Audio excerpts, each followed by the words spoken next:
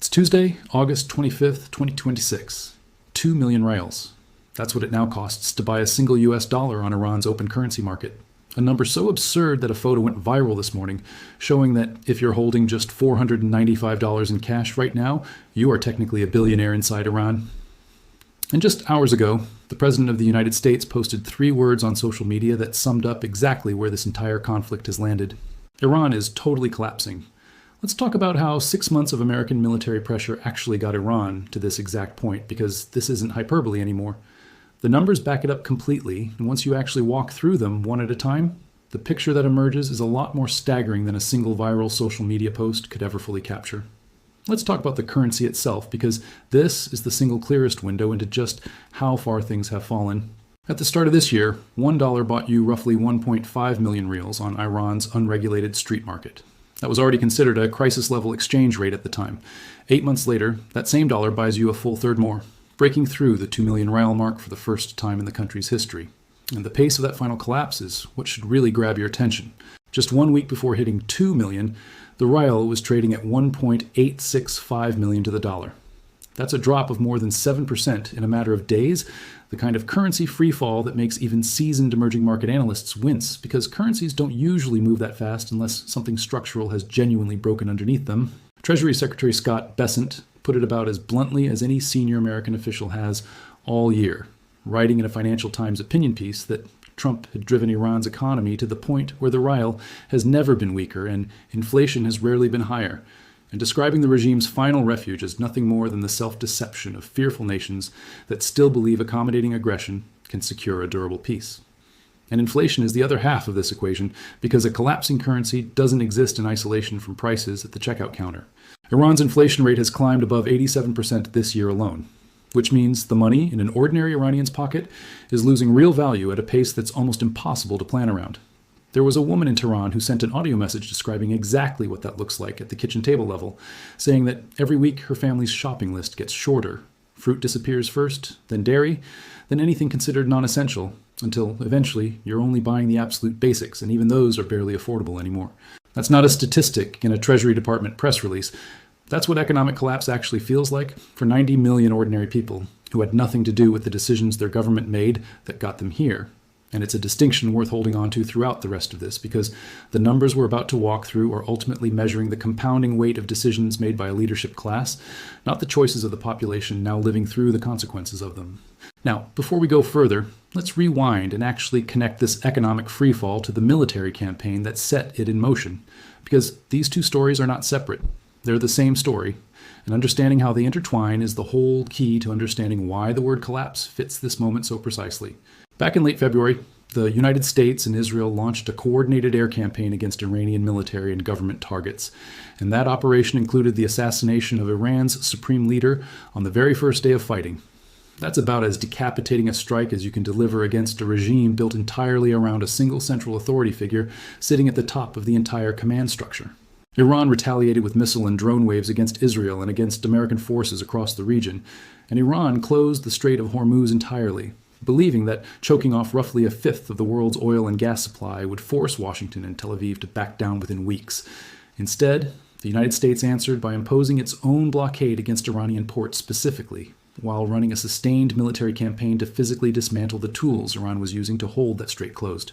Let's talk about what that military campaign actually did to Iran's capability, because you can't understand the economic collapse without understanding the military defeat sitting directly underneath it.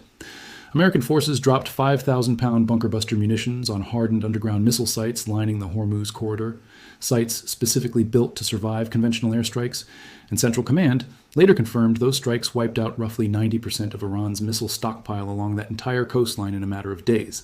American forces sank 16 Iranian mine layers, actively seeding the strait with sea mines. When Iran tried a coordinated escort busting operation against merchant shipping using its fast boat swarm doctrine, 7 Iranian fast boats got sunk within about 24 hours of the attempt starting. And when Iran leaned on its newest generation of autonomous surface vessels and disguised fishing boat bombs to keep the pressure going, the United States answered with its own unmanned picket line of robotic surveillance and strike craft, watching every cove and inlet continuously, feeding real-time tracking data back into a networked system that doesn't get fatigued and doesn't get overwhelmed the way a human fire control team eventually does. Iran's entire naval doctrine, built over 2 decades around overwhelming numbers and surprise, ran straight into an opponent that had quietly built the exact answer to that doctrine years before this conflict ever started. So by the time you add it all up, Iran entered this war with what it believed was a genuinely difficult problem to solve for anyone trying to reopen that strait, mines, missiles, and swarm boats working together in layers. And within a matter of days, once the campaign actually got underway, all 3 of those layers had been systematically dismantled.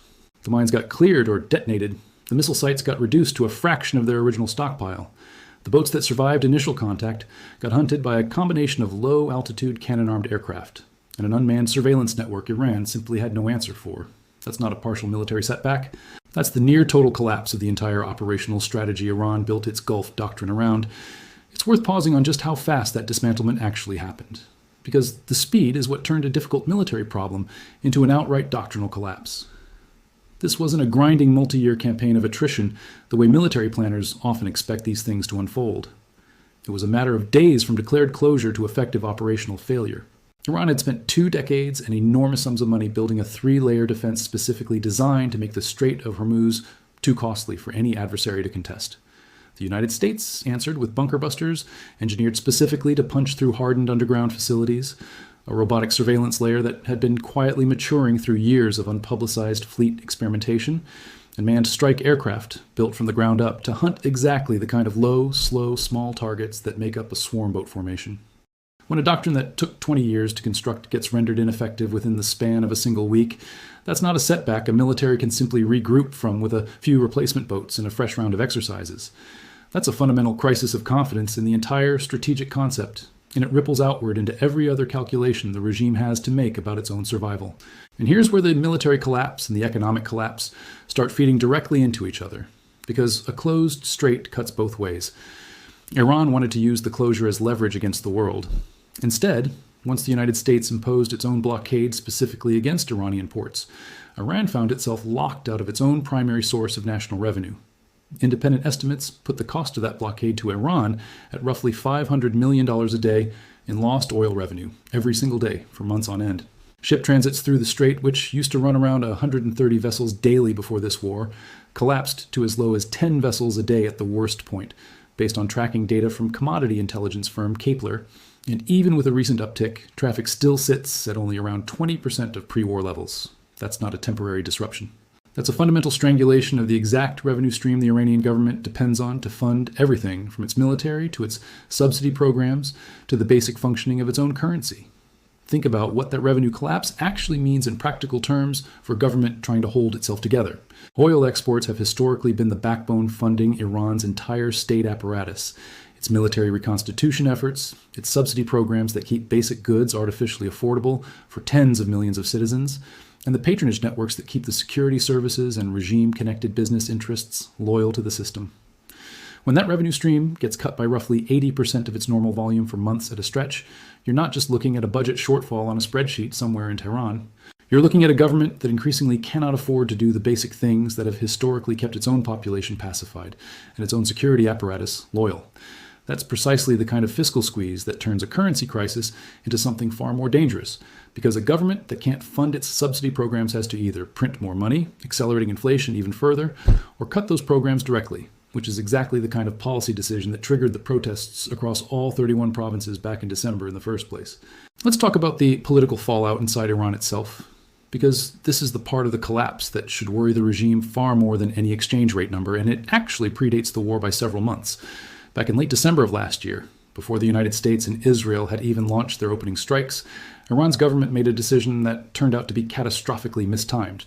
Facing a shortage of hard currency and unable to sustain a preferential exchange rate that had been keeping the cost of essential imports artificially low, the administration eliminated that preferential rate entirely, replacing it with a monthly electronic coupon for roughly 80 million Iranians. The consequences were immediate, and in the words of one detailed account of the crisis, catastrophic.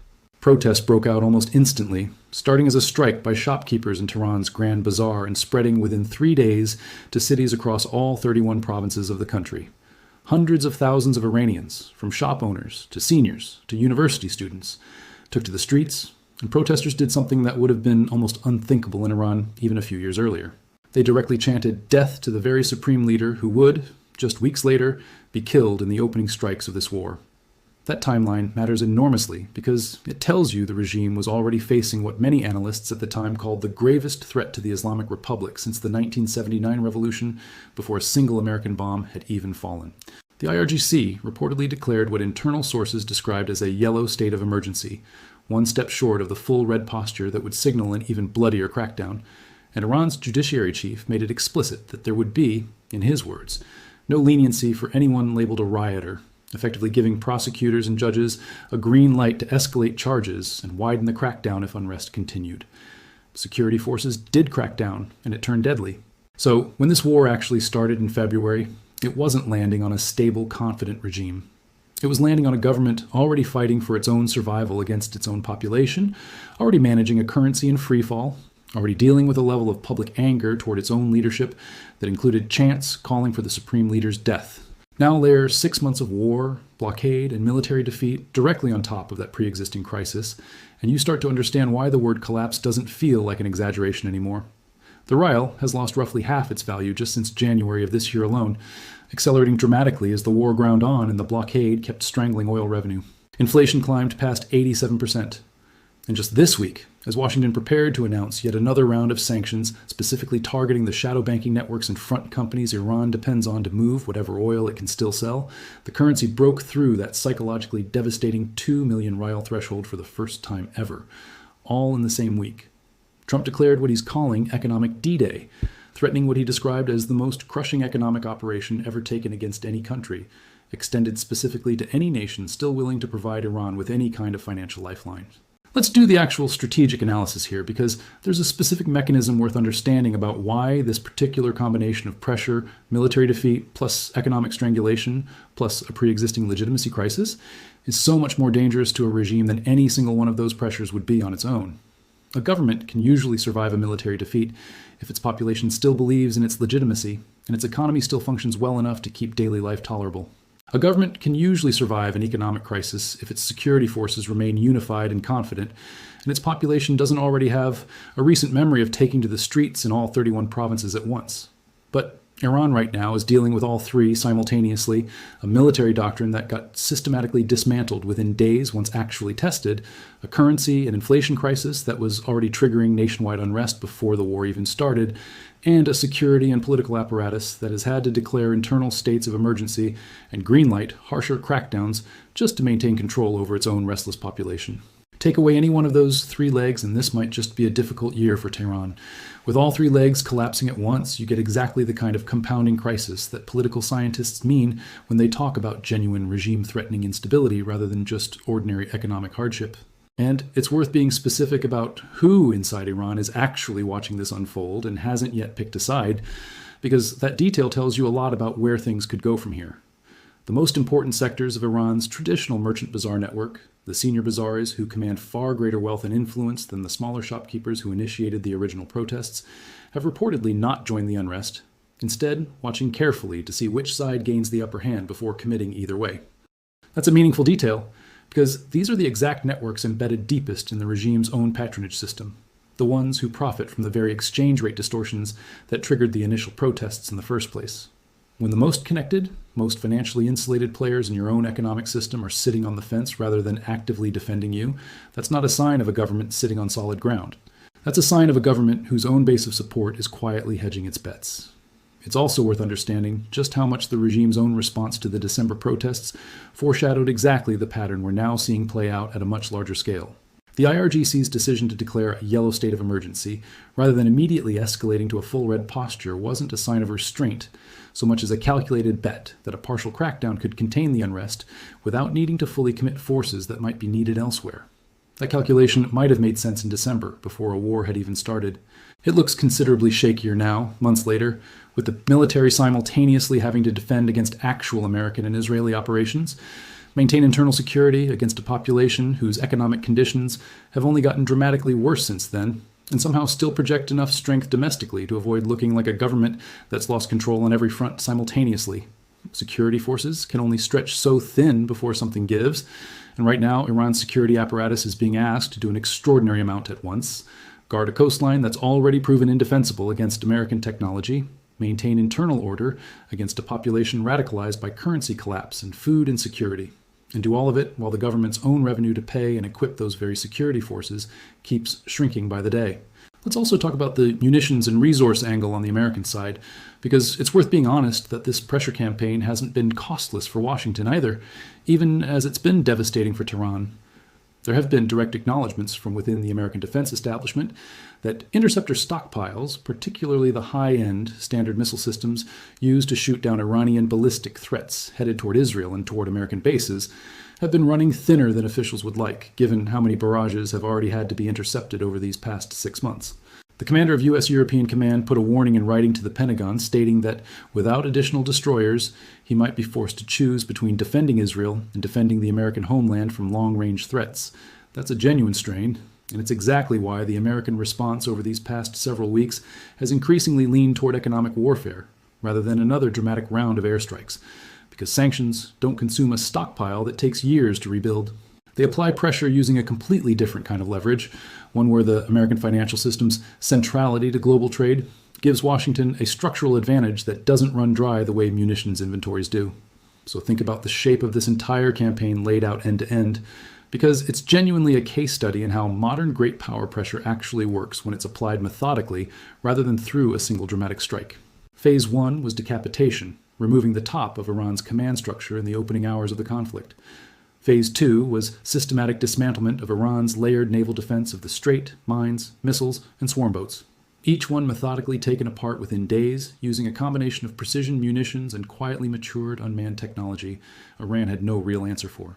Phase 3 was economic strangulation through the blockade itself, cutting off the primary revenue stream the regime needed to fund everything from its military reconstitution efforts to its domestic subsidy programs. And Phase 4, the one playing out right now in real time this week, is a maximalist global sanctions push specifically designed to close off whatever shadow financial infrastructure Iran built over decades to survive previous rounds of sanctions, essentially trying to seal the last remaining exits before the currency and inflation crisis fully runs its course. And here's the part that should genuinely worry anyone still inside the Iranian government watching this unfold, because history gives us a pretty clear pattern for what happens when currency collapse, hyperinflation level price increases, and a legitimacy crisis all converge at the same time in an authoritarian system. It's not usually a slow, manageable decline.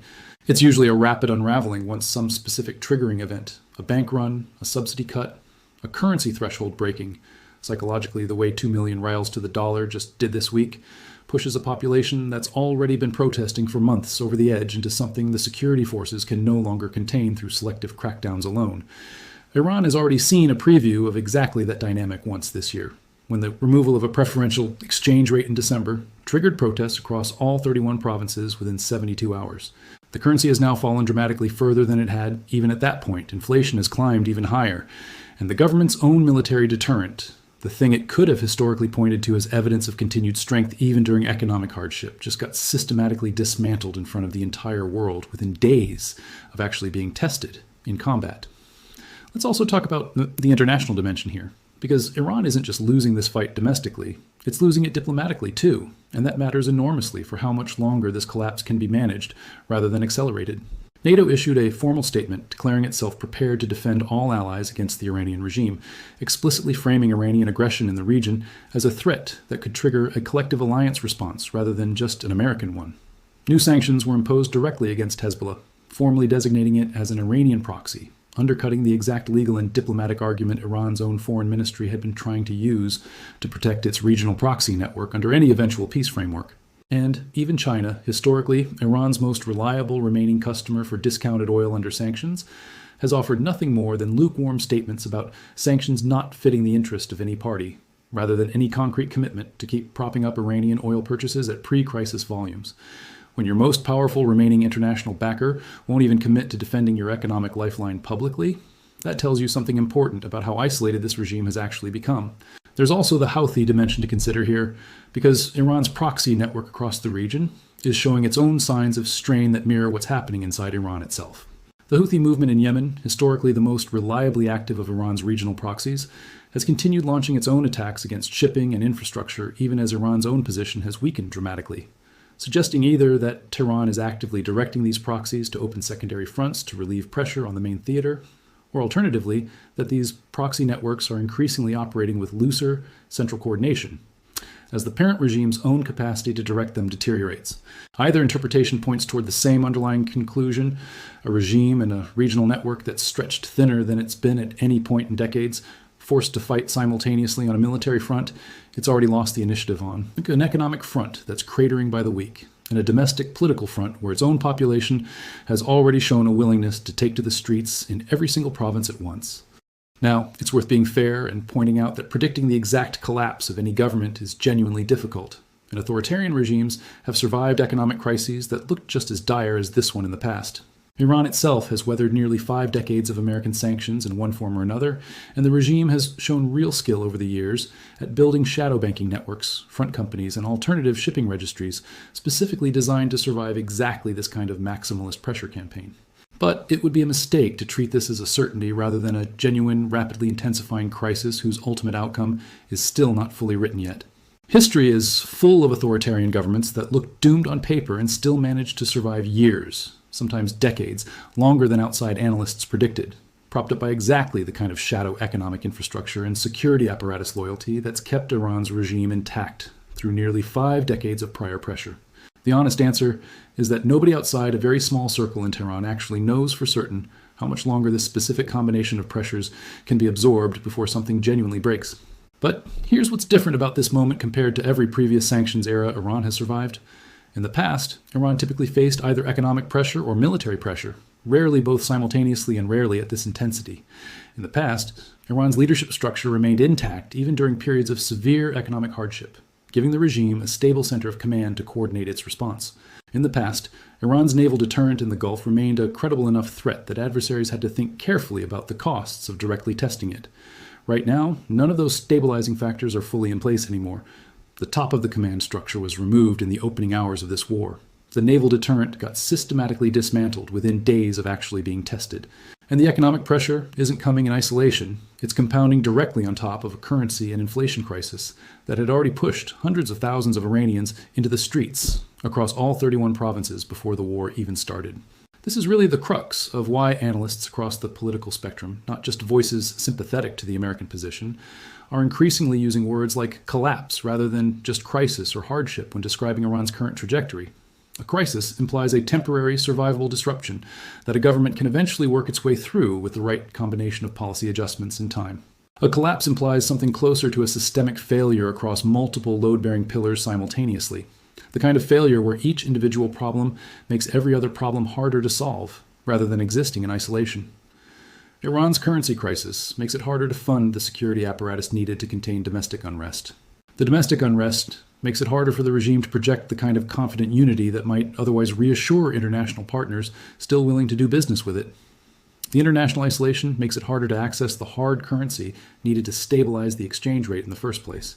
And the military defeat in the Gulf removed the one card, credible deterrence, that might have otherwise given the regime some leverage to negotiate its way out of any single one of these compounding problems from a position other than pure weakness. So when the President of the United States posts that Iran is totally collapsing, that's not just political theater or wartime bravado, even though it's certainly delivered with plenty of both. It's a claim that's genuinely backed up by an extraordinary convergence of hard numbers. A currency that's lost roughly half its value in 8 months and just broke through a threshold nobody thought it would reach. Inflation above 87% and climbing. A naval doctrine that took 2 decades to build and got dismantled in days. A missile stockpile along the Hormuz corridor reduced by roughly 90%. Oil revenue bleeding out at $500 million a day for months on end. A leadership structure that lost its supreme leader in the opening hours of the war. And a population that had already been protesting in all 31 provinces, chanting for that same leader's death, months before a single American bomb ever fell. Put all of that together, and you get a genuinely rare historical moment. A regime facing simultaneous failure across the military, economic, and political dimensions all at once, each one accelerating the other two rather than existing as separate isolated problems the government can address one at a time. Most authoritarian governments that fall don't fall because of any single catastrophic event. They fall because enough pillars holding up the system erode simultaneously, that the whole structure eventually can't support its own weight anymore, and the security forces that were supposed to hold it together either can't be paid, can't be trusted, or simply run out of road to keep kicking the underlying problems further down. Whether Iran's regime is actually approaching that specific point, or whether it still has more runway left than it currently looks like from the outside, is the single most important open question hanging over this entire conflict right now. And it's one that's genuinely going to be answered by events on the ground over the coming weeks, rather than by any single announcement out of Washington or Tehran. What do you think happens from here? Does this actually push Iran towards some kind of genuine internal breaking point, whether that's a change in leadership, a forced return to the negotiating table on terms far more favorable to Washington than anything Tehran has offered so far, or something even more dramatic than either of those outcomes? Or does the regime find some way to muddle through this the same way it's muddled through every previous crisis over the past 4.5 decades, leaning on its shadow economy and its security apparatus to buy just enough time to ride out the worst of it? Let me know what you think down in the comments, because this is genuinely one of the more consequential moments in the entire conflict, and I think the next few weeks are going to tell us a lot about which direction this actually breaks. If you found this breakdown useful, go ahead and hit that like button. It genuinely helps get this kind of detailed analysis out to more people instead of just a headline out of context.